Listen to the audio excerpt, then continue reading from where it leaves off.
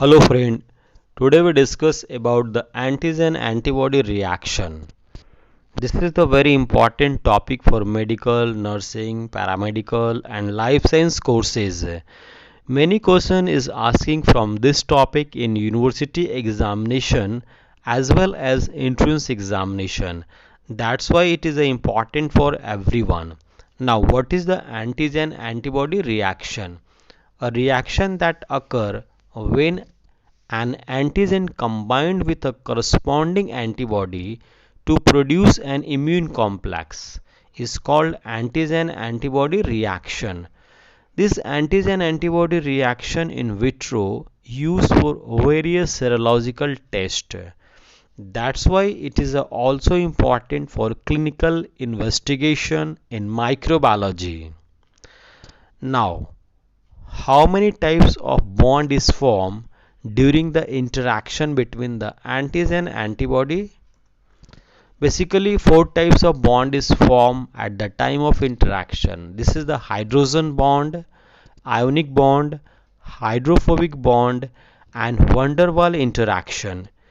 इनमें से कोई भी बॉन्ड का फॉर्मेशन हो सकता है between the antigen antibody. Now, types of antigen antibody reaction. The types of reaction is basically precipitation, agglutination, complement fixation, immunofluorescence, radio immunoassay जिसको कि हम लोग रिया बोलते हैं, एंजाइम लिंक्ड इम्यूनोसॉर्बेंट एसे जिसको कि हम लोग एलाइजा के नाम से जानते हैं.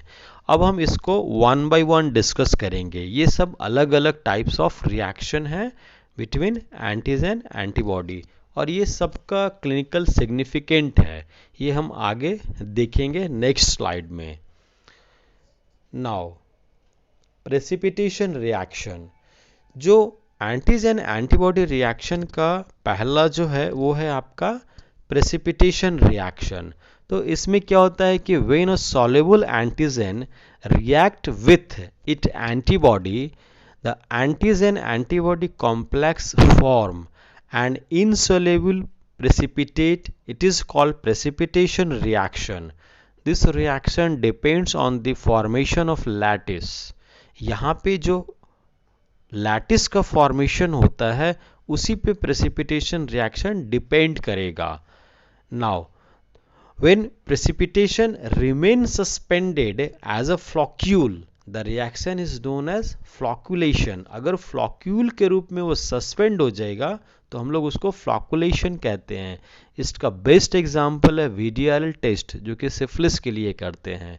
वहाँ पे फ्लॉक्यूल बनता है और सस्पेंडेड हो जाता है तो उसी को हम लोग फ्लॉकुलेशन कहते हैं. अगर हम इसका एप्लीकेशन देखें प्रेसिपिटेशन का तो रिंग टेस्ट है, स्लाइड टेस्ट, ट्यूब टेस्ट और इम्यूनो डिफ्यूज़न. ये सारे इसके एप्लीकेशंस हैं. इम्यूनो डिफ्यूज़न का मोस्ट कॉमन टेस्ट है आपका आउटर लॉन्गिट टेस्ट है. आउटर लॉन्गिट टेस्ट में क्या होता है कि एंटीजन एंटीबॉडी का इंटरैक्शन होगा और ये वैरी करेगा, जिसमें थ्री कैटेगरी में ये वैरी कर जाता है, जिसमें पहला है आइडेंटिकल, दूसरा है पार्शियल आइडेंटिकल और तीसरा है नॉन आइडेंटिकल. तो एक्चुअली में आइडेंटिकल में क्या होता है कि no antibodies no antigen are able to diffuse because antigen are bind. तो यहाँ पे जो आइडेंटिकल है वो एंटीजन बाइंड कर जाता है, इसलिए एंटीजन और एंटीबॉडी का डिफ्यूजन नहीं होगा.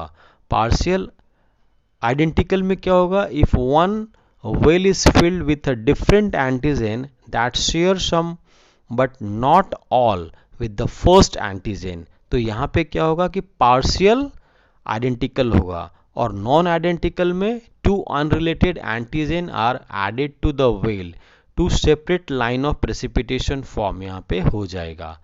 Now agglutination. When an antigen react with their respective antibody resulting in visual clumping form, this is called agglutination reaction. इसका जो एप्लीकेशन है मोस्ट कॉमन है स्लाइड एग्लूटिनेशन, जिसमें आप ब्लड ग्रुपिंग करते हैं बैक्टीरियल आइडेंटिफिकेशन विडाल टेस्ट आप करते हैं एंटेरिक फीवर के लिए, ट्यूब एग्लूटिनेशन करते हैं Weil Felix reaction typhus fever के लिए। तो ये आपका एप्लीकेशन है एग्लूटिनेशन का। मोस्ट कॉमन आप ब्लड ग्रुपिंग करते हैं स्लाइड एग्लूटिनेशन के लिए। Now complement fixation, the complement fixation of antigen with their antibody in the presence of the appropriate antibody.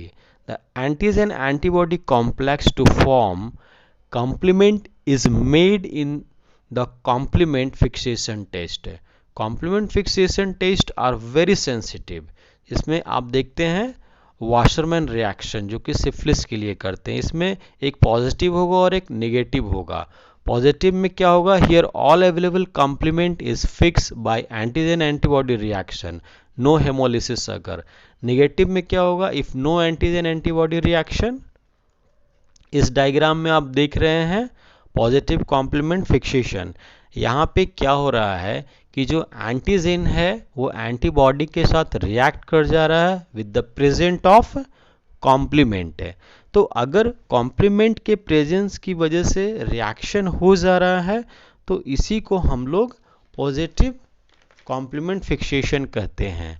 अगर if no antigen antibody reaction occur the complement remain and the cells are lysed in the indicator stage, so the test is a negative complement fixations। तो इसका हम लोग application भी करते हैं। Most common जो है आपका वाशरमैन रिएक्शन है सिफिलिस के लिए। Now immunofluorescence, the specific antibody tagged with a fluorescent dye used for detection of unknown antigen in a specimen. If antigen is present, it react with the label antibody and fluorescence can be observed under UV light of fluorescent microscope। इसका जो आप देखेंगे तो fluorescence microscope के under में जब आप देखते हैं तो जो फ्लोरोक्रोम होगा उसकी वजह से ये एक ग्लेज लाइट आपको दिखता है माइक्रोस्कोप के नीचे जब आप इस स्लाइड को रखते हैं। तो फ्लोरेसेंस माइक्रोस्कोप एक स्पेसिफिक माइक्रोस्कोप होता है to identification of fluorochrome added specimens. Application में इसका है detection of bacteria, virus and other antigen. The commonly use fluorescent dye जो है आपका फ्लोरेसिन आइसोथायोसाइनेट है और लिशामिन रोडामिन है। ये फ्लोरोक्रोम है जो कि हम लोग इस्तेमाल करते हैं फ्लोरेसेंस माइक्रोस्कोप में। नाउ रेडियो इम्यूनो एसे जिसको कि हम लोग रिया कहते हैं, a method of measuring the amount of compound using radio actively level antibody use for the determination of hormone, drugs, antigen and antibody. RIA का इस्तेमाल जब हम लोग करेंगे तो रेडियो इम्यूनो लेवल्ड हम लोग एंटीजन का इस्तेमाल करते हैं। जैसे इस डायग्राम में आप देख रहे हैं कि हमने क्या किया है कि एक पेशेंट का सीरम लिया है जिसमें एंटीजन है, यहाँ पे हेपेटाइटिस बी वायरस का है, और दूसरा है हमारा एस्टेरॉइड सैंपल जो कि रेडियो एक्टिव लेवल्ड है, यहाँ पे वायरस जो है, और इसके कॉम्प्लीमेंट्री हमारा एंटीबॉडीज़ है।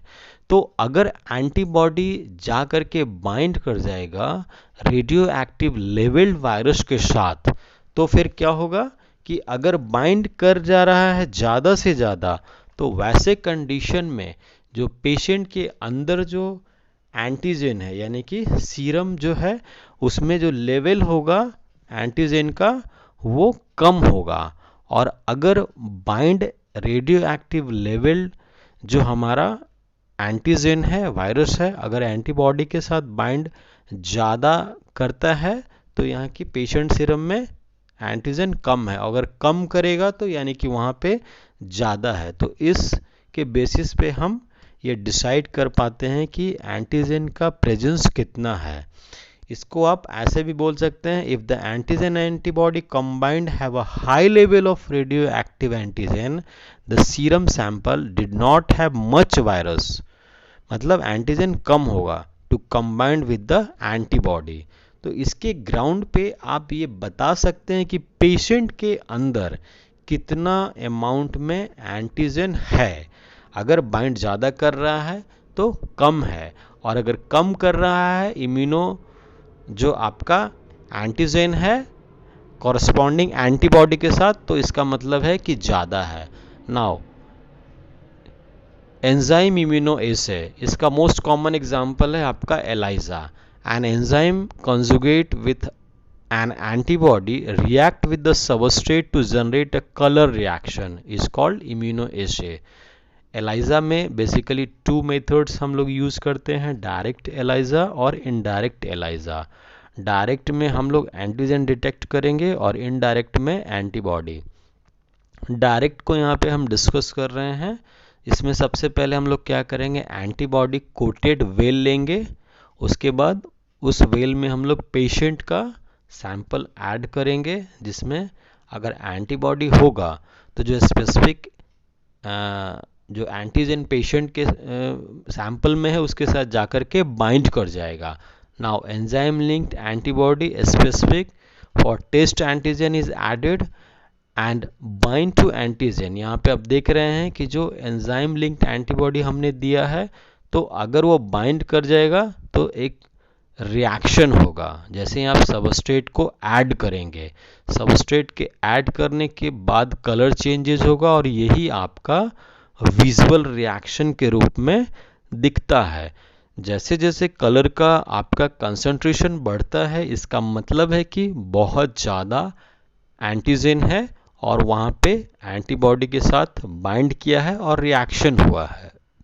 इसको अगर हम स्टेप बाय स्टेप देखेंगे तो antibody is adsorb to the well, patient sample is added, enzyme linked antibody specific for test antigen is added, enzyme substrate is added, development of colour indicate the test is positive. If the sample is negative, there is no significant color changes. That's why we can say the sample is a negative. अगर colour changes नहीं हुआ तो। अगर हम इसका application देखें ELISA का, तो इसका बहुत ज़्यादा एप्लीकेशन है, वाइड एप्लीकेशंस है। आप कोई भी एंटीजन डिटेक्ट कर सकते हैं, जिसमें मोस्ट कॉमन है HIV एड्स पेशेंट के लिए, hepatitis, rubella, amoebiasis, leishmaniasis, Lyme disease, salmonellosis, aspergillosis, syphilis, मतलब जो भी आपका एंटीजन होगा उसके कॉरस्पॉन्डिंग आप एंटीबॉडी टैग करके डिटेक्ट कर सकते हैं। Thank you for joining microbiology information. Thank you.